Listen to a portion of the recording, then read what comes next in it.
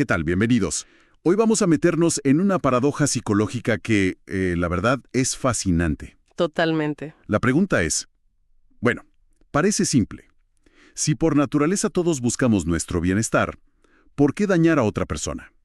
Un acto que a veces parece una ganancia termina destruyendo a quien lo comete. Y es que es una pregunta clave. Y para analizar esto, nos basaremos en un estudio que le da una vuelta muy interesante. No lo ve desde la moral, o sea, no habla de buenos y malos. No, para nada. Lo plantea como un fallo de sistema, como si cada uno de nosotros fuera un termostato, ¿no? Programado para mantener un equilibrio. Y dañar a otro fuera un intento de regular la temperatura que, irónicamente, rompe el termostato. Exacto. Ese es el objetivo. Es como abrir el capó del auto y ver qué piezas se rompen por dentro cuando alguien daña a otro. Entender el mecanismo. Sí, entender por qué esa ganancia del momento, ya sea sentir poder, desahogar frustración, lo que sea, se convierte a la larga en una deuda psicológica. Una deuda que no para de crecer. Y que se paga con ansiedad, con depresión y, creo que lo más grave, con una fractura de la propia identidad. ¿De quién crees que eres? A ver, empecemos a desglosar esto. El texto arranca con un concepto que muchos conocen, la disonancia cognitiva. De Festinger, sí, un clásico. Y la analogía que usa me parece genial. La mente es como un rompecabezas de quienes somos. Y dañar a alguien es como meter a la fuerza una pieza que no encaja. Una pieza que deforma toda la imagen. Exacto. Toda la imagen que tenemos de nosotros como personas, digamos, decentes. Y fíjate que esa pieza que no encaja, duele. Duele mucho más de lo que se pensaba. Un psicólogo, Aronson, se dio cuenta de que la disonancia se vuelve, casi insoportable cuando ataca el núcleo de nuestra identidad. A nuestro yo moral. Exactamente. No es lo mismo pensar, fumar es malo, pero fumo, que es una incoherencia, a enfrentarte a soy una buena persona, pero acabo de hacer algo terrible. Lo segundo es un terremoto interno. Es un terremoto. Entiendo la teoría, pero, a ver, seamos un poco el abogado del diablo. Hay gente que parece que no tiene esa brújula moral, ¿no? Personas que dañan y duermen perfectamente. ¿Cómo encajan ahí? Es una pregunta clave, sí. El análisis se enfoca en cómo funciona la psique, digamos, estándar, donde esa brújula, esa necesidad de ser coherente, es fundamental. Ajá. Los casos que mencionas, como en la psicopatía, serían la excepción que confirma la regla. Su maquinaria tiene un fallo de fábrica en ese componente. Pero para la gran mayoría, esa grieta se abre y la mente no la puede ignorar. Claro, me imagino que intenta taparla como sea. ¿Cuáles son esos parches que usamos y qué pasa cuando ya no sirvan? Exacto. La mente entra en modo de defensa. Y las estrategias son casi universales. Primero, minimizar el daño. Bueno, no fue para tanto. Está exagerando. Justo. Segundo, culpar a la víctima. Se lo buscó, me provocó. Y la tercera, la más peligrosa, deshumanizarla. ¿Cómo decir, esta gente no siente como nosotros? Exactamente. El problema, y el texto lo deja muy claro, es que son soluciones temporales. La fractura sigue ahí. ¿El ruido de fondo? Sí. Y cuando el daño es grave, ese conflicto se convierte en estrés crónico. La culpa y la vergüenza son un zumbido constante que agota. Ok, entendido el conflicto interno. Pero me queda una duda. Mucha gente dice que desahogarse, incluso de forma agresiva, les hace sentir mejor. ¿No es eso una forma de regular sus emociones? Absolutamente. Y ese es el núcleo de lo que llamamos autorregulación afectiva. Suena complejo. Pero es simple. Todos tenemos un termostato emocional y hacemos cosas para mantener la temperatura agradable. Y sí, desahogarse con violencia es como darle un golpe a ese termostato. Quizá funciona un segundo. Te da un alivio fugaz, sí, pero te arriesgas a descalibrarlo para siempre. Lo fascinante es cómo el acto de dañar a otro se presenta como una estrategia de regulación que es rápida, pero profundamente fallida. Una válvula de escape. Sí, para la ira, la frustración, te da una sensación momentánea de poder. Pero ese alivio es un espejismo. ¿Y el costo? Altísimo. Cada vez que usas esa válvula defectuosa, la próxima vez necesitas más presión para sentir alivio. Tu capacidad para calmarte de forma sana se atrofia. Entras en un círculo vicioso. O sea que es como intentar apagar un fuego con gasolina. Esa es la metáfora perfecta. Al principio la explosión parece que sofoca las llamas, pero al final solo consigues un incendio más grande. Exacto. Y no es solo una idea, ¿eh? Hay datos duros detrás. Un metaanálisis muy grande concluyó que las personas que usan estas estrategias disfuncionales, ¿Como la agresión? sí, la agresión, la rumiación, tienen un riesgo muchísimo mayor de desarrollar depresión y ansiedad. La malevolencia no calma el malestar, lo alimenta y lo hace crónico. Ok, entonces a nivel interno es un autosabotaje en toda regla. Pero esto no ocurre en el vacío, ocurre entre personas. ¿Cómo afecta esto a mi lugar en el mundo, a mis relaciones? Porque me imagino que te vas quedando muy solo, ¿no? Precisamente, das en el clavo. Ahora pasamos del nivel individual al social, y aquí entra la idea de la interdependencia. ¿Vivimos en una red? En una red invisible, un tejido donde cada acción tiene un eco. Y en esa red hay una necesidad tan básica como comer.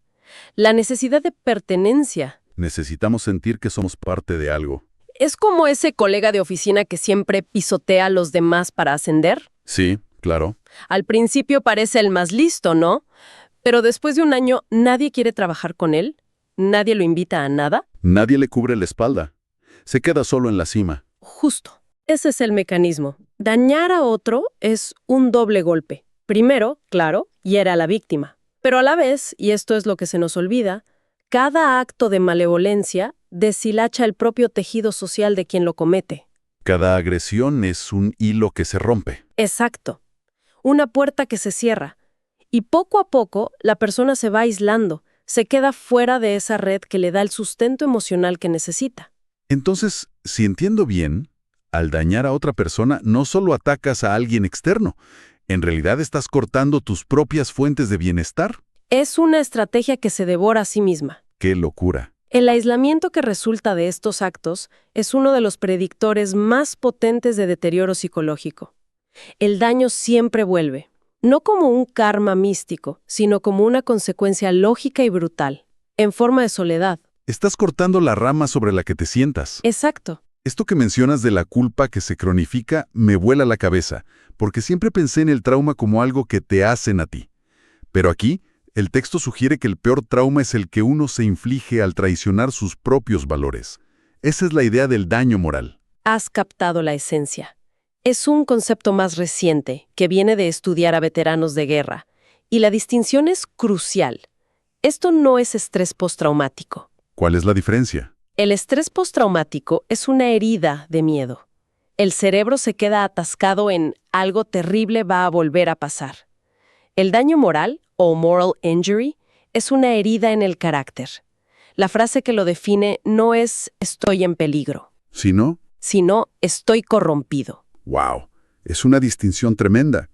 Una cosa es el miedo a un enemigo externo y otra es sentir que el enemigo eres tú mismo. Exacto. Y por eso la culpa y la vergüenza que genera son tan paralizantes. No es la culpa sana que te motiva a reparar. A decir, lo siento. No. Es una vergüenza tóxica que te convence de que soy malo, de que hay algo fundamentalmente defectuoso en ti. Y esa convicción es lo que lleva a la persona a esconderse y a aislarse. Y de ahí a un fenómeno que el texto llama autodeshumanización. Suena terrible. ¿Cómo es posible que alguien llegue a verse como menos humano? Es un mecanismo de defensa tan retorcido como trágico. Los estudios muestran que, para poder soportar lo que han hecho, algunas personas se despojan a sí mismas de cualidades humanas como el calor emocional o la moralidad. Es una forma de decir, si hice algo tan inhumano, es porque quizás no soy del todo humano. Mucho más. Y el precio de este truco es la erosión total de la propia dignidad. Verte como menos humano está directamente ligado a un mayor riesgo de depresión severa y conductas autodestructivas. Bien, tenemos todas las piezas. El conflicto interno, la mala regulación emocional, el aislamiento, la herida en el carácter. Parece un dominó donde cae una pieza y arrastra a todas. ¿Hay un modelo en el texto que integre todo esto? Sí, y este es el gran aporte de la fuente. Propone un modelo integrador llamado Modelo Relacional de Autorregulación del Bienestar, o DASBIEN, para abreviar. Ok. Espera, entonces el texto propone un modelo completo. Pero me llama la atención que lo llamas funcional, no moral. O sea que, dejando de lado el bien y el mal, dañar a alguien es simplemente Una mala estrategia para la propia felicidad, Exactamente. como usar un martillo para atornillar un tornillo. Esa es la clave. El modelo Das Bien no juzga, solo describe cómo se rompe la maquinaria interna. Olvídate de la moral por un segundo. Es ingeniería psicológica. Describe por qué la estrategia de dañar a otro es funcionalmente un desastre. De acuerdo, pues explícame esa maquinaria. ¿Cuáles son sus engranajes? Tiene dos componentes centrales. El primero es el triángulo de la mar. El triángulo de la mar. Sí, está compuesto por 3 acciones. La primera es subjetivizar. Reconocer al otro como un ser humano completo, no como un objeto. La segunda es intencionar, o sea, actuar buscando el bien de esa persona.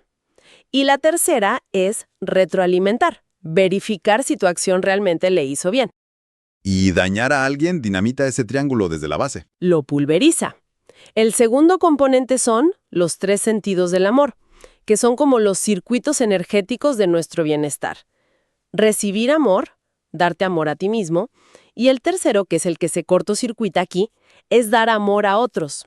La malevolencia es un fallo catastrófico en este tercer circuito. Entonces, si lo uno todo, lo que el modelo Das Bien dice es que dañar a otro te desconecta a la fuerza de los mismos procesos que necesitas para estar bien. ¡Justo!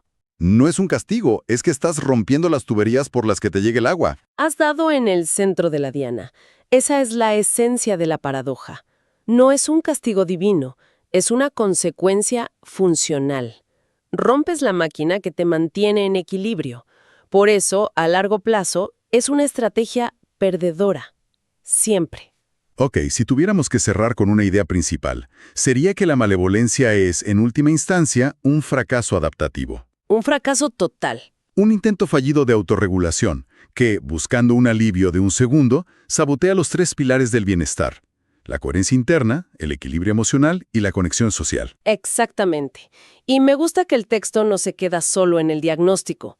Va un paso más allá y propone un camino de regreso, una reflexión final que me parece muy potente. ¿Ah, sí? Sí, para restaurar ese equilibrio después de haber causado daño, no basta con entenderlo, se necesita acción. Acción consciente en 3 pasos concretos. A ver, ¿y cuáles son? Porque suena al manual de instrucciones para reparar el termostato. Se podría ver así. El primer paso es el reconocimiento. Es el más duro. Aceptar lo que hiciste. Sí. Aceptar, sin excusas, que ese malestar interno, esa ansiedad, es la consecuencia directa del daño que causaste. No es mala suerte, es el eco de tus acciones. Asumir la responsabilidad. Eso es. El segundo paso es la reparación. El cerebro solo recupera su coherencia, el termostato solo se estabiliza cuando percibe que el daño ha sido compensado de forma genuina. ¿Y el tercero? La prevención, que es básicamente integrar la lección a un nivel profundo. Entender que cualquier futuro impulso de dañar a otro no es un ataque a un enemigo, sino un acto de autosabotaje que pulveriza tu propia paz mental. Es una lección funcional, no moral. Si quieres estar bien, el camino simplemente no es por ahí.